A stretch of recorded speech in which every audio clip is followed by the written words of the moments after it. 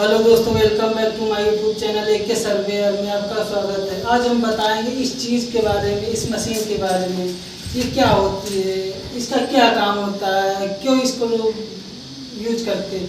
तो आप लोग देखते होंगे अक्सर तो रोड, बड़ी बड़ी रोडें बन रही होती है, या बड़े बड़े पुल बन रहे होते हैं, या बड़ी बड़ी बिल्डिंग्स बन रही होती है, या रेलवे लाइन्स बन रही होती है, और या ज़मीन की नपाई हो रही होती है, जहाँ पे ये मशीन को ला करके खड़ा कर दिया जाता है। आप लोग देखो, लोग देखते हैं कि ये कैमरा खराब है, हाथ हिला के चले जाते हैं जैसे कि, बट ये सब नहीं होता है। आज हम इस मशीन के बारे में सबको A to Z चीज़ें बताएंगे कि ये मशीन क्या काम करती है, कैसे प्रोसेस करती है, क्या काम होता है, कहाँ पे यूज की जाती है, इस मशीन में क्या क्या होता है, सारी चीज़ बताते हैं। तो बने रहे हमारे यूट्यूब चैनल में एक सर्वे में। तो आज हम बताएंगे इस मशीन का पहले क्या नाम होता है। इस मशीन का पूरा नाम है इलेक्ट्रॉनिक टोटल स्टेशन मशीन। इसका यूज क्या होता है। अब इसका यूज जो होता है वो ज़मीन की नपाई में होता है, नंबर 2 ज़मीन की मार्किंग में भी होता है, या बिल्डिंग्स की मार्किंग में होता है, या रेलवे लाइन्स की डिमार्केशन में भी होता है इसका काम। अब इसका ज़मीन का नपाई कैसे होती है, पहले सबसे पहले हम ये जान लेते हैं। तो ज़मीन की नपाई करने के लिए इस मशीन को साइड लाइन दिखाई जाती है सर्वेयर को, फिर वो सर्वेयर जाता है इस मशीन को अपने हिसाब से सेट करके उस ज़मीन की पूरी एंगल, लैटिट्यूड, लेवल, हाइट और उसका ओरिएंटर, हॉरिजॉन्टल और जो इलेक्ट्रिक पोल, पेड़ जो भी है उसको सब इसमें मार्क करके डाटा सेव कर लेता है। फिर उसको डाटा को पेन ड्राइव निकाल लेता है, यहाँ से पेन ड्राइव में डाटा निकलता है, तो निकाल करके इसको 2-3 सॉफ्टवेयर होते हैं उसमें प्रोसेस करने के बाद फिर इसकी एक ऑटोकैड फाइल बनती है, उसमें इसको सेव कर दिया जाता है। सेव करने के बाद उससे ड्राइंग निकल के आ जाती है, फिर क्लाइंट को भेजते हैं। अब दूसरी बात है ये कि इसका ज़मीन पे मार्क कैसे किया जाता है, या लेआउट कैसे किया जाता है, बिल्डिंग का लेआउट कैसे करते हैं, उसका क्या प्रोसेस होता है, यह सब जानने के लिए इसको पहले जो हम लोग फाइल सर्वे करके डाटा लाते हैं उस पर जो होता है एक आर्किटेक्ट अपनी बिल्डिंग्स को डिज़ाइन करता है। उसकी क्या हाइट रहेगी, क्या डिस्टेंस रहेगा, कितना बीम रहेगा, या कितनी पिलर रहेगा, या कितने पीसीसी जाएगा, हाइट लेवल सब क्या रहेगा, कहाँ पे पिलर आएगा, किस पोजीशन में रहेगा, कितनी दूर पे रहेगा। तो यह सब डाटा उसका फाइल पे मार्क करके सर्वेयर को फाइल भेज देता है। सर्वेयर अपने हिसाब से मशीन में सेट कर लेता है डाटा को। सेट करने के बाद फिर इसमें आता है कोडिंग का ऑप्शन करके इसमें भर के ज़मीन पे जा कर के 2 कोड से इसको 2 एंगल से मैच करवाना पड़ता है।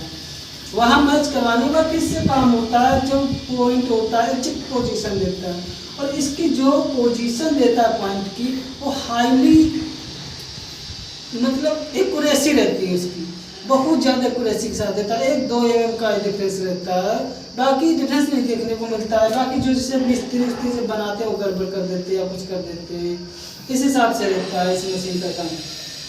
अब इस मशीन को चलाने का क्या प्रोसेस होता है, कैसे इसको चलाते हैं। तो इस मशीन को चलाने के लिए एक सर्वेयर की जरूरत पड़ती है, जो मतलब बीटेक में सिविल इंजीनियर करके रखा हो, या पॉलीटेक्निक में सिविल इंजीनियर करके रखा हो।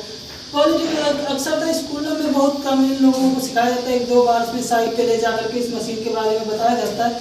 इससे ज़्यादा नहीं बताया जाता लड़कों को, क्योंकि वो कॉलेज वाले खुद दूसरों की मशीन बुला करके या अपने रहते हैं, वहाँ के खुद टीचर नहीं होते इतने कि वो मशीन इस पढ़ाएँ।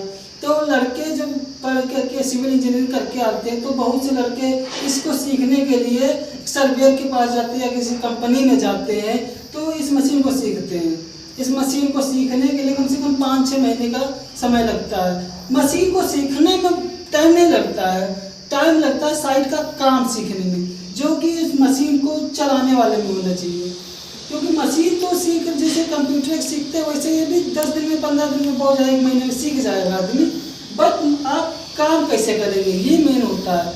तो इसको चलाने के लिए, सीखने के लिए मिनिमम 6 महीना देना पड़ेगा, मिनिमम 6 महीना से तो 1 साल लग जाता है। तब जाके समझ में आएगा कैसे हमको साइट पे जाके काम करना है, कैसे उसकी चीज़ों को मार, क्योंकि क्लाइंट आता है तो वो अपनी रिक्वायरमेंट बता देता है कि हमको ये ज़मीन है भाई, इसको हमको लेवल चाहिए, और आपको पेड़ पौधे की पोजीशन चाहिए, या हाई टेंशन लाइन जा रही है, या इलेक्ट्रिक पोल जा रहे हैं, जो भी जा रहा है चीज़ें, जो कितनी डाउन है रोड से, कितनी ऊँची है, ये सब चीज़ें क्लाइंट बता देगा हमको ये सारी चीज़ें चाहिए। बट अगर आप सिर्फ मशीन सीख के रखे हैं तो ये सब सारी चीज़ें आप नहीं दे सकते हैं। इसके लिए आपको साइट का काम आना जरूरी होता है, क्योंकि क्लाइंट की रिक्वायरमेंट के हिसाब से ही क्लाइंट पैसा देता है। अगर उसकी रिक्वायरमेंट वो सेटिस्फाई नहीं होगा तो आपका काम मतलब बेकार हो जाएगा, उसको कोई करने का फ़ायदा नहीं। तो इसलिए सबसे पहले तो आपको साइट का काम आना चाहिए, तब ये मशीन सीख करके उसको काम करने जाता है।